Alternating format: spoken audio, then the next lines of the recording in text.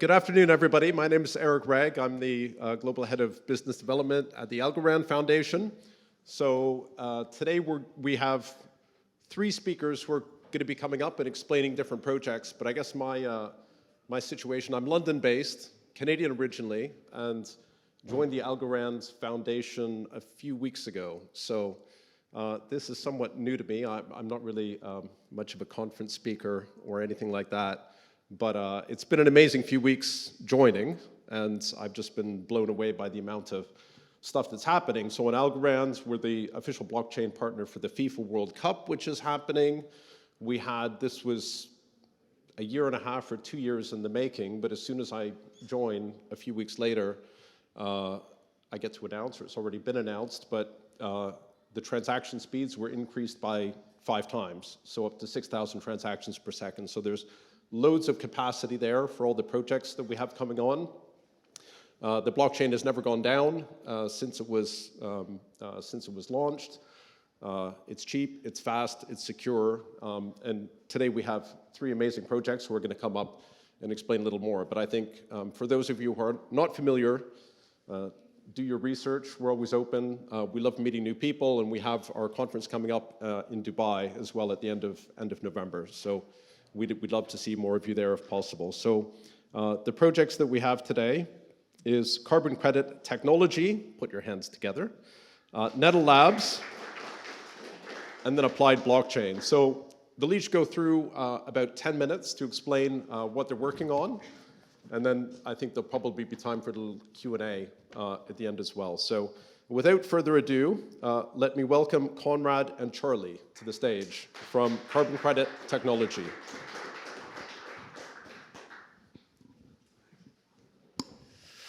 Thanks. Now, me and Charlie promised we did not plan to dress in the exact same... I feel like those girls at prom. Thank you very much for inviting us, first of all, to Algorand, second of all, to Zebu Live for organizing such a fantastic event. I was here yesterday, and honestly, everything I've learned, I'm really going to take forward into the next year, and it's just been great from start to finish, so hats off to Harry for putting it all together. So I'm going to talk a little bit about carbon credit technology, what we do. I'm going to talk about Algorand, and also about sustainability as well. So I believe the biggest problem facing humanity today, climate change, can be fixed through blockchain. And this belief is at the very cornerstone of carbon credit technology and everything that we do. It's something that we try and drive forwards through every part of our innovation, every part of the product, and I'm going to talk a little bit about what that means. But first, a little bit about sustainability. Now, obviously, this talk's not actually about that, but I learned something really interesting yesterday, which is that British Petroleum, BP, actually came up with the term personal carbon footprint, which is bandied around the whole time now. So basically, their strategists came up with a way to basically push carbon duty away from the business onto the individual as a way of basically saving their skin, pushing the blame. Now, these days, sustainability is all about the individual. I think everybody talks about their own carbon footprint, what they can do on the day-to-day, how they interact with society, which bus to take, yada, yada. But I think that what those BP strategists didn't predict is how powerful the individual will actually become, not just in terms of controlling their own footprint, but also in terms of how much they could pressure the right businesses, how much they could trigger innovation, and what that could lead to. And that's also what we're all about at CCT. And that's something that's only facilitated through blockchain. That was the thing that they didn't predict because they couldn't see it coming. And it's the inherent people power at the center of blockchain that allows these innovations to take place. And it's what's going to change the future. So carbon credit technology, what are we about? Our mission is to revolutionize global climate action so we can all help to protect the planet more effectively. All, it's inclusive, every single one of you. How do we do that? We use blockchain to provide access to the world's most significant carbon markets. A little bit about carbon markets. There's 2 main systems in the world. One, the regulated carbon market, which is basically regulated and governed by government bodies and major institutions that surround them. And 2, the voluntary market, which is far smaller, which is comprised of lots of small private companies doing business amongst themselves. Now, we have 2 main climate solutions. Number 1, and not to shill you too hard on these, carbon credit token, which is our primary solution. It basically allows you to affect some of the largest polluters in the world by affecting the price of carbon credits within the EU ETS, which is the largest carbon market in the world. Now, the problem with the EU ETS, as there's many problems within carbon markets, is that you can't access it as a normal individual. You have to be a large institution. You have to have a lot of money to actually make an impact. Now, through the power of blockchain, through Algorand, we allow you to finally have an impact and finally make your voice heard and make those people who are within those institutions, within the EU ETS, actually take responsibility for what they're doing. The second main climate solution we've got, CCV, is something that's currently being developed with regulators and developers. It's going to focus on the voluntary market, and we're very, very excited. One CCV is going to be equal to 1 kilogram of voluntary carbon credit, and it's going to be hopefully a massive game changer in the market, and we're very, very excited to see it come to fruition. But less about us and a little bit more about Algorand, which is what we're all here to talk about and listen to. CCT would be nothing if it wasn't for Algorand, which is our home. It's the root of everything we do. And I want to talk to you a little bit about why we chose it and why I think you should choose it too, because I know there's so many talented builders here in the room and also throughout this conference. There's three main reasons. Number one, sustainability. Number two, expertise. And number three, community. I'm going to go through these one by one very quickly. Sustainability. So our industry's long been criticized by the media and the mainstream for just not making the right decisions and doing a lot of harm. And I think that because that's become so much a major part of the conversation, which is great. And I think there's a lot of great improvements coming in the space, but it's not enough. There are some front runners. There are some people who are actually making impact.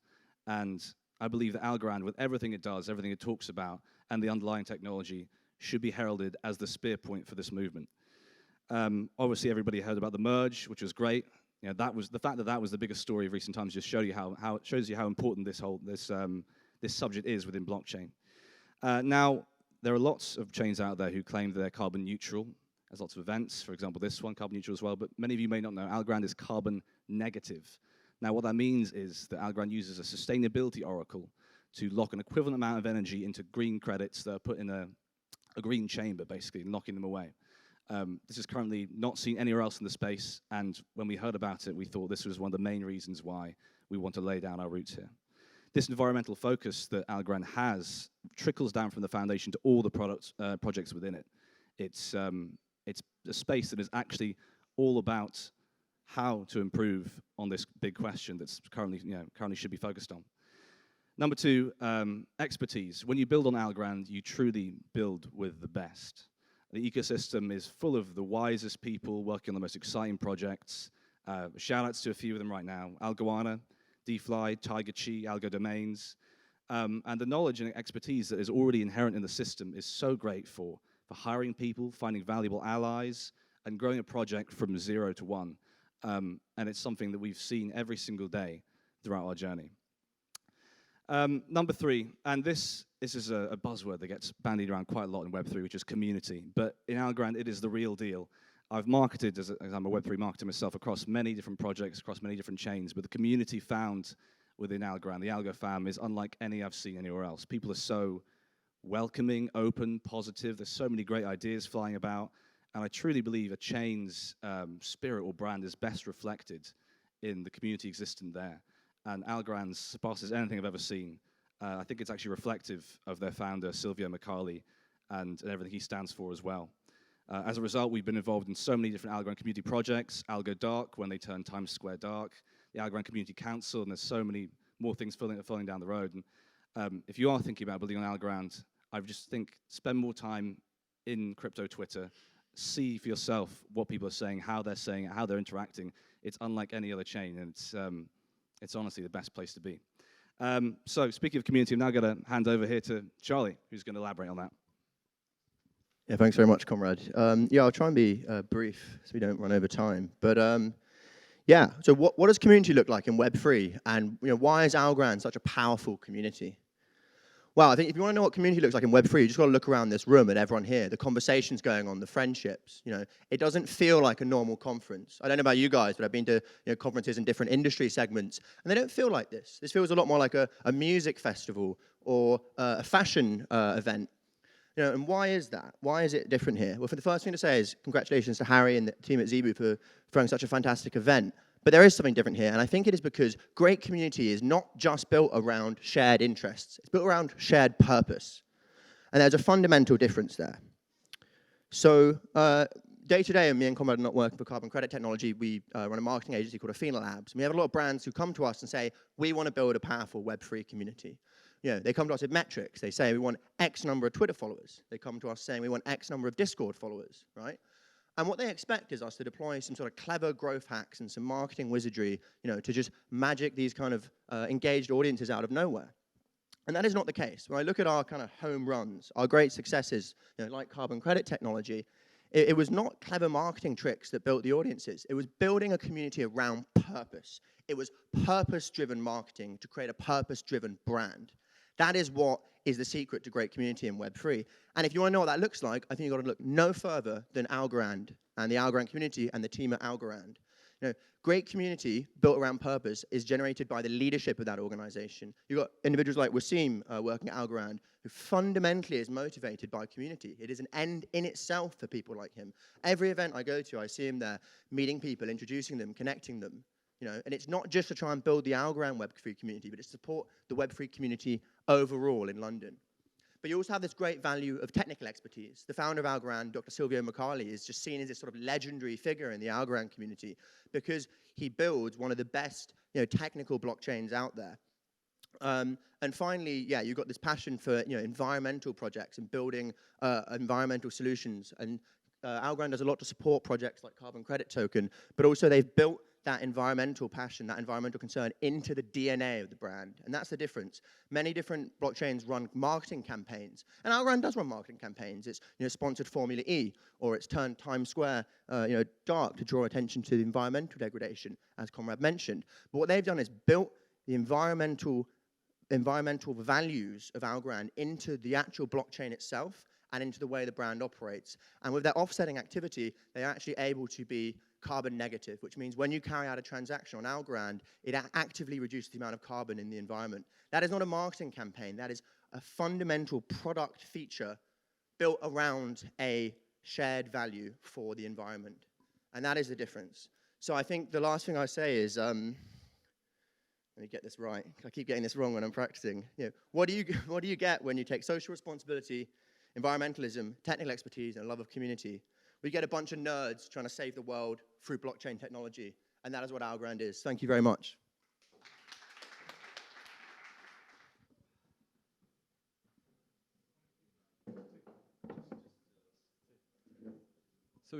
Hello? So we're just a bit chill. Hello.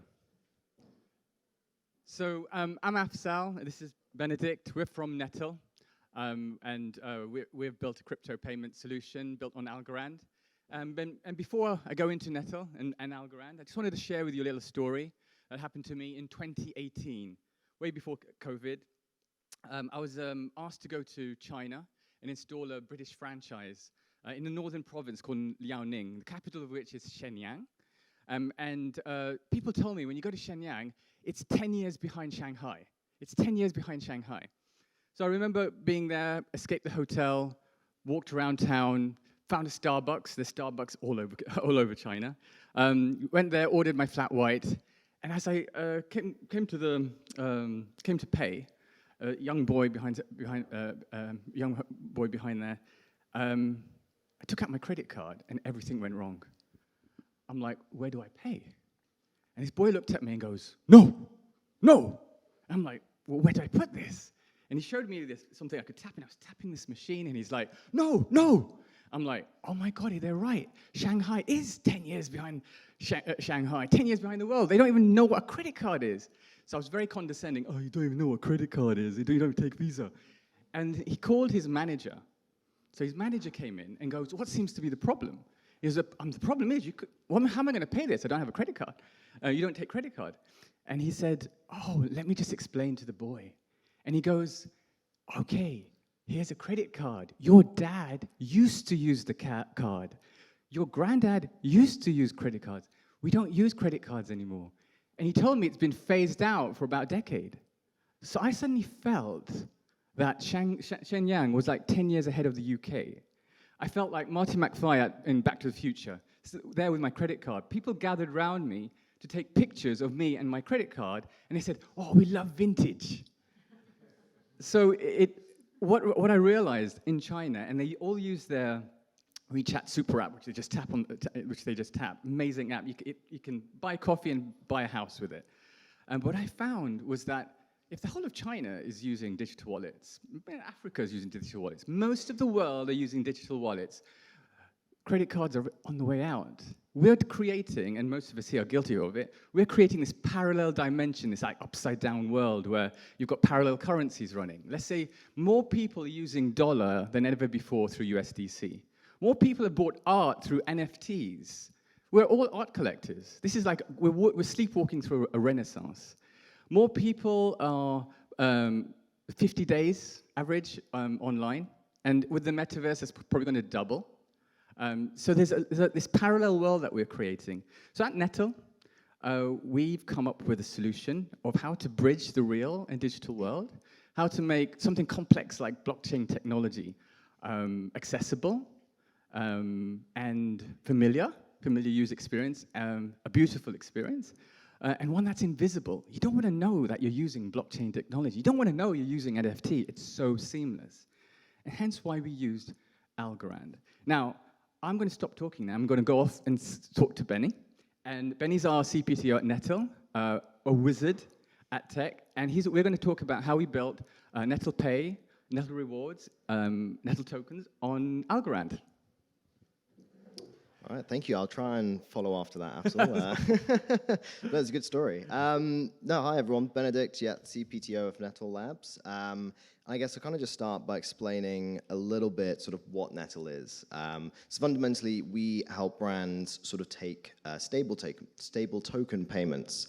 So we actually have three parts to what we're offering. We have sort of Nettle Pay, Nettle Zero, and Nettle Rewards. So what we do is we enable these brands to sort of plug in, we have sort of e-commerce plugins, low-code solutions. We'll be rolling out some point-of-sale stuff as well as just self-hosted checkout links. But ultimately, we want brands spending with Algorand sort of base stable tokens. So USDC is one right now. GBPT is coming out soon, which will be a British pound coin backed stable token, which will be really exciting for the UK, obviously. But obviously with the other parts beyond just the boring payment side of things, which really kind of make things interesting. So I think one of the key parts for us is we kind of started Nettle with this vision of trying to incentivize positive actions. Obviously Web3, one of the big things is incentivizations of certain actions. And we very much wanted to, go down that route of incentivizing good actions, which he started off trying to incentivize people to donate to charity. Very difficult to measure the impact. We didn't just want it to be on monetary donation amounts, but actually levels of impact created. But it meant that we went down this route of incentivizing people going net zero instead. So very similar to CCT, but quite different at the same time. So what we do is brands can sort of come to us and go net zero, and then when people spend at them via Nettle Pay, their customers are actually earning rewards for that transaction. And additionally, as a consumer as well, if you go net zero too, you'll also earn rewards as well. So we charge a really low fee of about 1.5% on any transaction, but we give 0.25% back as credit to the consumer to then solely be used towards going net zero, essentially. So it's all about passively enabling, brands and consumers to just go net zero, doing things that they would do every day, which is just spending.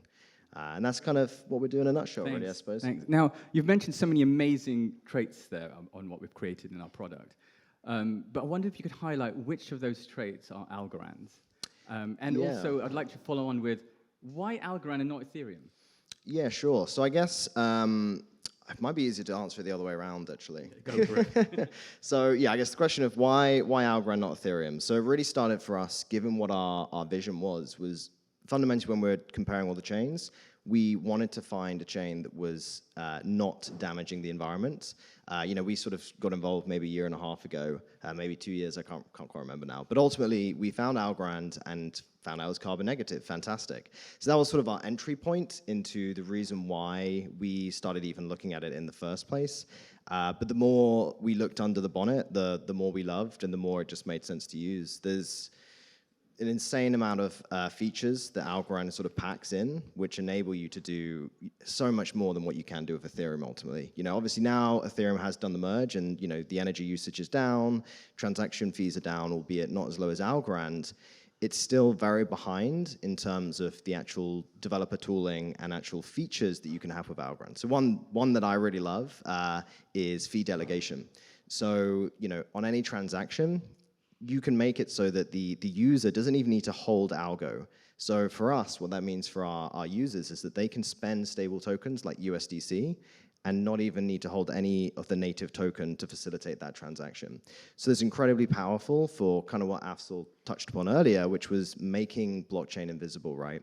You don't want to have to go and buy a native token as well as sort of on-ramping to a stable token to then spend. This really just eliminates a lot of friction when it comes to using Algorand as a piece of technology. I know you've got this pet project, and I have to share this with everyone. So Benny's looked at putting together a store that supports NFT artists on Algorand to be able to create their own merch. Yeah. If you could explain to me how you're supporting Algorand NFT artists. Yeah, sure. So I think one of the key things is we use Nettle Pay for physical payments. This isn't something that you'd use to be buying assets like NFTs or tokens or whatever. It's all about using blockchain to purchase physical items such as clothing or shoes or whatever, right? And so what we kind of found was that a lot of NFT artists in the community, want to just focus on making art. They are building a community at the same time, but they get a lot of demands from sort of their supporters for merch and physical items as well as just the artwork that they're producing. So really all we did was just create using Nettle Pay with our WooCommerce plugins that were already out there, was just made a really basic store and just started listing some items for some artists and just enabling them to sell. We take all the faff off their hands essentially, and they can just do what they do best and just focus on making the art. And for us as well, it means we get to showcase Nettle Pay, which is so mutually beneficial essentially. Great. Well, thank you very much. That's all from us. And if you want to start a conversation, come meet us afterwards. I'm Afzal, Benny. We're co-founders at Nettle, built on Algorand, AlgoFam, and we're done speaking. Thank you very much. Cheers. Thank you very much. Yeah, that's all right. That's all right. That's all right. All right, hello, my name is Shawn Derouard. I'm with Applied Blockchain. We're a bespoke development agency focused on the Web3 space. So we were founded in 2015. We work very closely with the Algorand Foundation, and we've also been building our own products and things. Since we were founded, we've deployed probably upwards of 100 different blockchain applications to date. Today, I wanted to kind of take you through common DeFi mistakes and common Web3 mistakes we see pretty much every client making and a lot of this time, especially when they're making the jump from a Web 2 world into a Web 3 world. So without further ado, I'll go into some of these. So first one here is I want to port this Web 2 idea to Web 3. And what this basically comes down to is kind of like we've got a Web 2 idea and platform, we've got a Web 2 audience, but we want to do this token play to pay for the whole thing. And I won't go into the security side right now, but every time we talk to clients about this who want to bring this new protocol to life, we start delving into what benefits do you actually want to get from the blockchain. So a lot of the time we talk transparency, immutability, security. It can be verified, it's no tamper-proof, censorship resistance.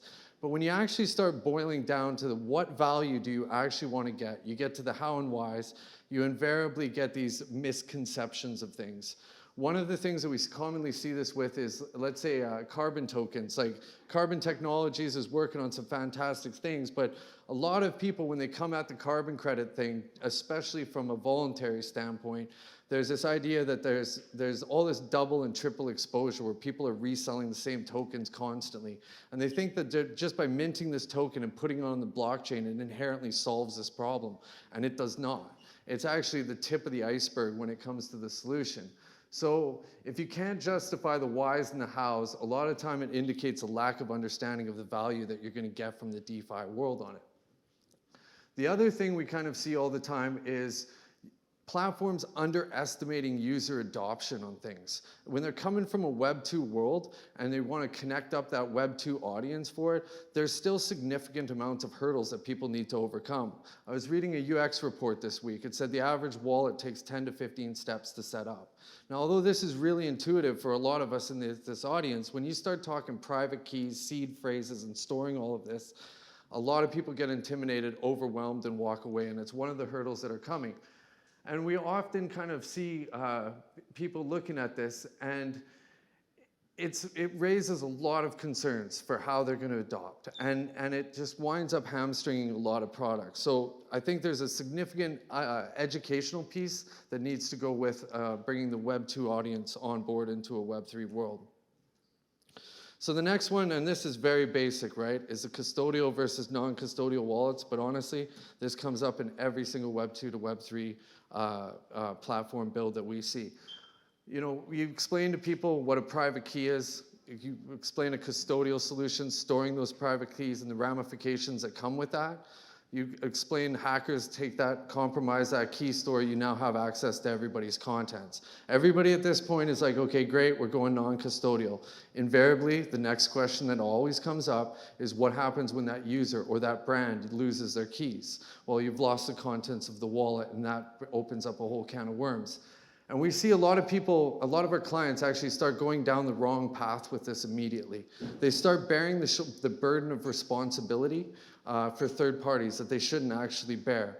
A lot of the times we'll see people think that that's a barrier to adoption, so they'll start to say, well, we'll build up our own wallet. And what happens in those situations is you're focused on building a wallet and a protocol. And like my colleague Andy says, you get this Venn diagram that comes together of two worlds.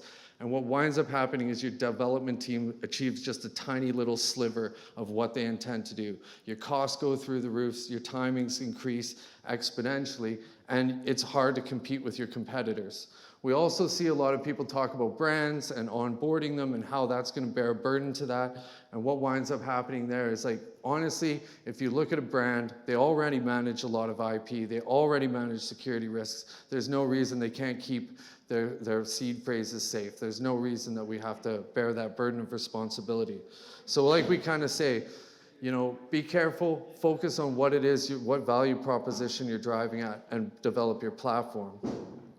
The next one that we commonly see, the big mistake here, is I need my own private layer 1. This happens tons with industry consortiums that come together, and it's usually born out of a mistake. The people usually think having their own private layer 1, you know, it's for security reasons. We want privacy. But the reality of the situation is cryptography tools have come a long way. That's one of the central things of the foundation of Algorand, the platform of that. Sylvia McCallie is one of the world-leading cryptographers. 2/3 of all cryptographers globally are employed by the Algorand Foundation. There's a lot of tools that we actually can use to solve this. And essentially, you get much better results if you just use a standard database in this situation than you do on a blockchain. You undermine, by centralizing a blockchain, you completely undermine all of its benefits to the user and miss out on the rest of the ecosystem. You cut yourself off from all of the equity or liquidity and so forth. And this is a platform that we built called Silent Data. Basically what we use is a secured hardware enclave. We can connect up to any Web 2 HTTPS web service, configure a series of checks, make those checks in a secure hardware enclave, and then mint an attestation online so that a Web 3 smart contract can essentially make an informed decision on the back of that. So we're building this out to be like a suite of DeFi, basically a suite of tools that DeFi protocols can use to bridge the Web 2 to the Web 3. And you get much better security and still get all of the benefits of being on the central ecosystem. And the last one that comes up all the time, and this one kind of blows my mind a lot, is this isn't legal advice, but I've sat on the phone with securities lawyers numerous times, and no two lawyers who can actually agree on the regulations, especially in each jurisdiction. There's very fuzzy regulations around this. Some places are improving on that, but still, we've got a long ways to go off of that. So one of the things that we commonly hear people do is when they're trying to bridge that Web 2 to Web 3 world, they're doing the token raise to pay for that, and it's blatantly a security. And so I've heard people call it reward schemes, incentive bonuses, and all these different things, and it doesn't really matter what you call it. Right now, with the SEC and all of the different regulators that are coming on board and paying a lot of scrutiny to this space, it's a fraught with danger, especially in the last little while. $2 trillion has been wiped out in retail and investor value in the crypto industry. To think that we're not going to have governments delving into that, looking at that, formulating regulations is a bit naive. So that's pretty much the end for me. So we're we're Applied Blockchain, so check us out at appliedblockchain.com. We have silentdata.com. We're building up a tally sticks for invoice financing, and we actually are launching London Bridge, which is a secure bridge from Algorand to Ethereum to transfer digital assets through a secured hardware enclave. So thank you very much for listening to my presentation.